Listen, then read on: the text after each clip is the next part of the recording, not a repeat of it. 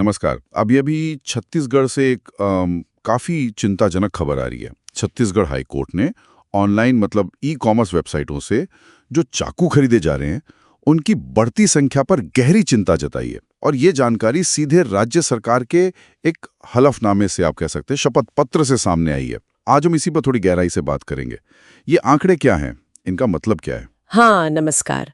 ये स्थिति तो वाकई गंभीर है। मतलब चिंता सिर्फ चाकू बिकने की नहीं है, बल्कि ये कितनी आसानी से ऑनलाइन मिल रहे हैं बिना किसी रोक टोक के। और देखिए ना, जब हाईकोर्ट खुद इस पर एक्शन ले रहा है, वो जिसे स्वसंज्ञान कहते हैं, तो ये अपने आप में बताता है कि मामला कितना कितना सीरियस माना जा रहा है।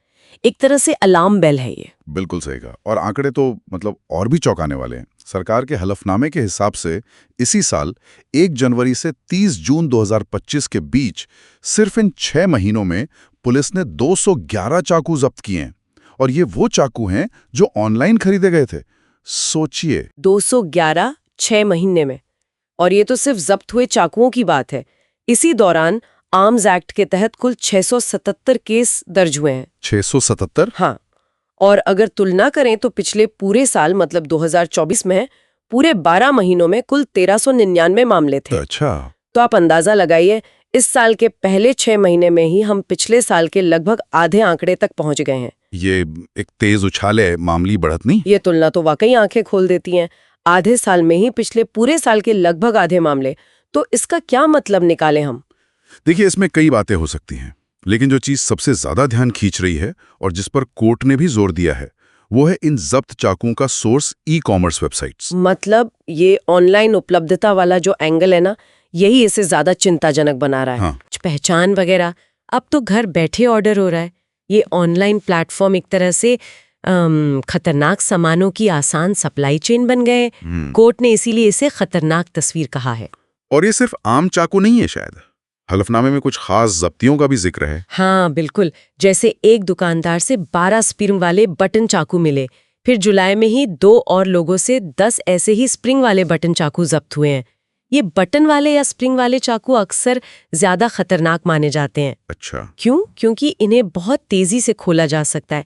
ये आमतौर पर आक्रामक हथियारों की श्रेणी में आते हैं। इनका इतनी संख्या में मिलना ये दिखाता है कि शायद इनका इस्तेमाल मतलब गलत इरादों से हो सकता है। और इसका अपराध से सीधा कनेक्शन भी दिख रहा है क्या? हाँ, हलफनामे में ये भी बताया गया है कि इसी 6 महीने में जनवरी से जून 2025 चाकू से हमलों के नाइफ अटैक्स के 32 मामले दर्ज हुए हैं और आरोपी गिरफ्तार भी हुए हैं। 32 मामले चाकू हमलों के?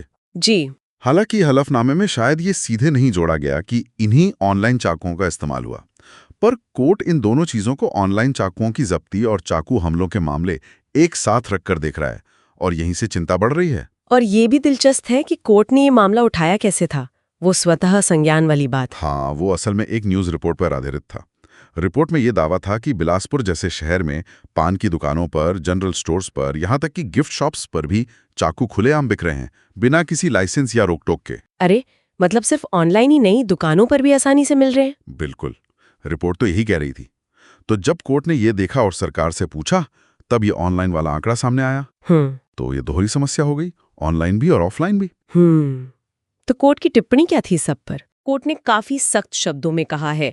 उनके ऑर्डर में लिखा है, उपरोक्त आंकड़े समाज में व्याप्त स्थिति की एक खतरनाक तस्वीर दिखाते हैं।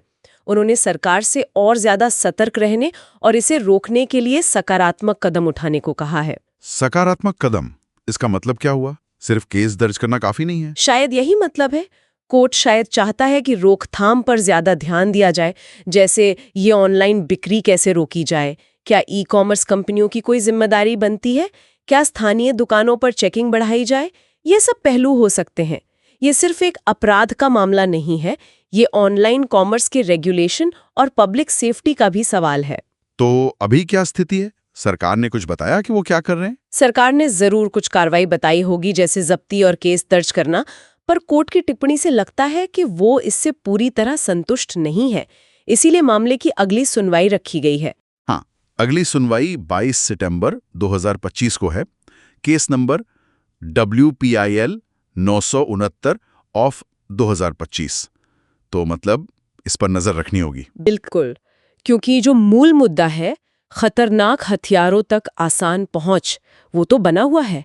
चाहे ऑनलाइन हो या ऑफलाइन, दोनों ही चिंता की बात है। सही कहा। और ये सोचना भी जरूरी है कि क्या ये सिर्फ छत्तीसगढ़ की ही बात है? ये बहुत अच्छा सवाल है।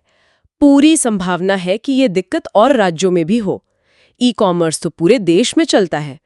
हो सकता है छत्तीसगढ़ हाईकोर्ट के इस कदम से दूसरे राज्य भी चेतें और अपने यहाँ देखें कि क्या हाल है। तो कुल मिलाकर छत्तीसगढ़ से आई ये खबर एक बड़ी समस्या की तरफ इशारा कर रही है। ऑनलाइन चाकुओं की आसान बिक्री और उसका अपराधों से संभावित लिंक।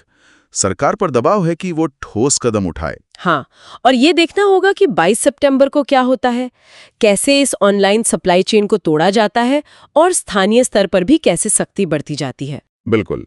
और ये पूरी स्थिति हमें सोचने पर मजबूर करती है कि इस डिजिटल दुनिया में जहां चीजें इतनी आसानी से सीमाओं के पार खरीदी बेची जा सकती हैं, वहां हमारे पुराने कानून और सुरक्षा के तरीके कितने कारगर हैं और हमें भविष्य के लिए क्या सोचना होगा।